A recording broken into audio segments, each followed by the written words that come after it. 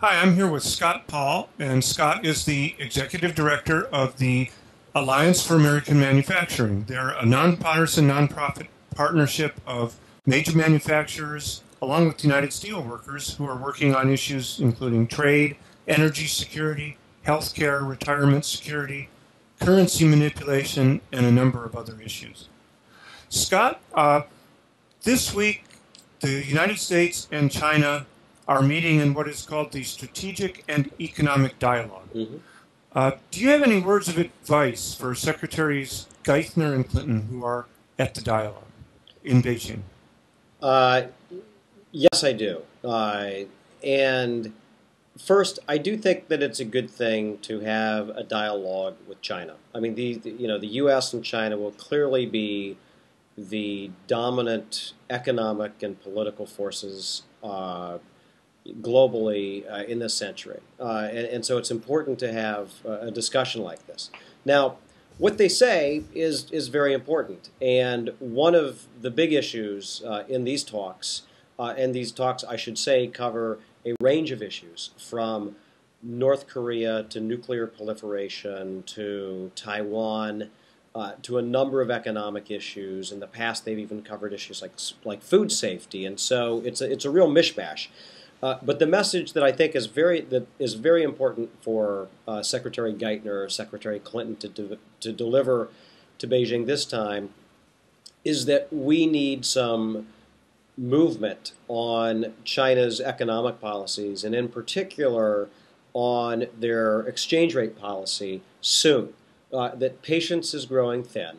That we're continuing to see massive trade deficits, a lot of imbalances, and it's costing U.S. jobs. And it's not only hurting the American economy, but China's exchange rate policy hurts workers in Brazil, in South Africa, and in India moving forward. And so that we have to have some real progress on this sooner rather than later. Otherwise, our goal of getting the unemployment rate down and getting the manufacturing sector revitalized in America is going to be a forgotten dream pretty soon.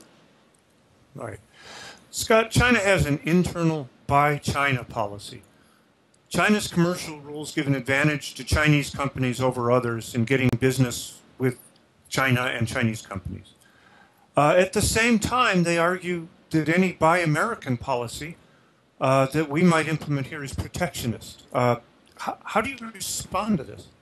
Imagine that a country being hypocritical. So it it is actually one of the to borrow a phrase from Cliff Clavin, one of the little known facts about the global economy is that everyone has restrictions on their own procurement dollars, and they want to keep as many tax dollars, as much public investment within their own borders as possible to stimulate their own economy. And it's just common sense. And even economics leads you to that point in the absence of some sort of global total cooperation.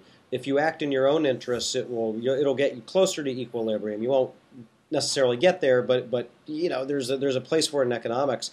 And China does this, Europe does this. Yet when the United States does Buy America, you hear these howls of protest, like we're starting a trade war, some like 1930s Great Depression. None of which happened, by the way, when we did Buy America last year. Right. But it's really an unfair sort of criticism that China levels at the United States because our Buy America policies are trade legal. We have open procurement markets with a lot of countries. China has not agreed to that sort of openness. And China makes sure that virtually every dollar of its own public investment is spent by Chinese companies and Chinese workers within its own borders. And that is a real challenge for trade between our two countries. But what America does through Buy America is very minimalist. And the idea that we should somehow weaken that so that we don't offend China is a ridiculous claim made by either free market purists who don't understand this debate or multinational companies who mostly make stuff in China Right. and so And have an benefit from it. advantage Yeah. for making Right. stuff in China but not in America.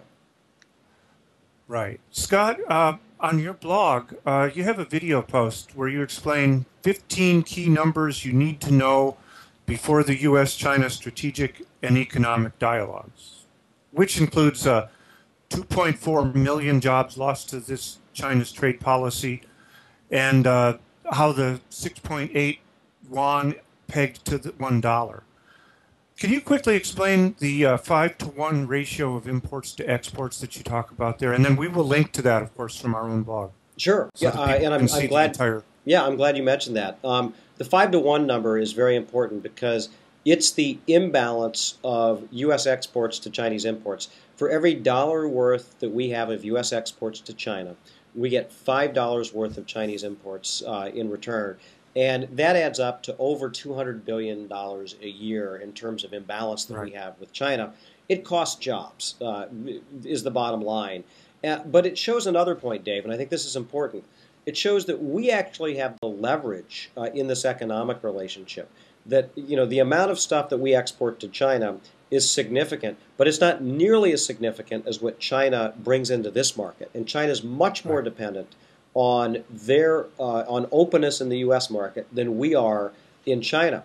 And just another quick point about this: the kinds of goods that we sell to China, you might think are high-tech goods, and aerospace is among the top 10, and that's a good category. But otherwise, it's scrap metal, scrap paper, it's waste products like that. It's also raw commodities that are unprocessed that have very little value added for the U.S. economy. Whereas from China, we're getting high-tech goods. We're getting cell phones and laptops and semiconductors and all sorts of high-tech equipment along with the toys and the clothing. So the idea that we're exporting high-tech goods to China and we're getting, you know, these low-end consumer goods in return is a real fallacy, but it's one that's perpetuated by the government in Beijing along with the entrenched interests that want to keep the relationship the way it is right now. One more thing. You will be speaking at Campaign for America's Future's conference called America's Future Now, which is June 7th, 8th, and 9th in Washington, D.C. What will be the focus of your message at this conference? We're going to be talking all about making it in America and how we can build political demand for policies that are going to promote public investment, that are going to promote reinvestment of tax dollars in communities around the country, and how we can revive our manufacturing sector with some smart policies at the federal level, but also at the state and local level too. And I'll be joined by Mark Mellman, who's a very well-known pollster who's done some public opinion research on this, Clyde Prestowitz, who's recently written a terrific book on this, some state legislators, and Kate Gordon, who can cite the example of renewable energy through her work at the Center for American Progress. So we're very much looking forward to being at America's Future Now, and hope folks will be able to attend or listen in on this session. Okay, thank you very much, Scott. Great. Thanks, Dave.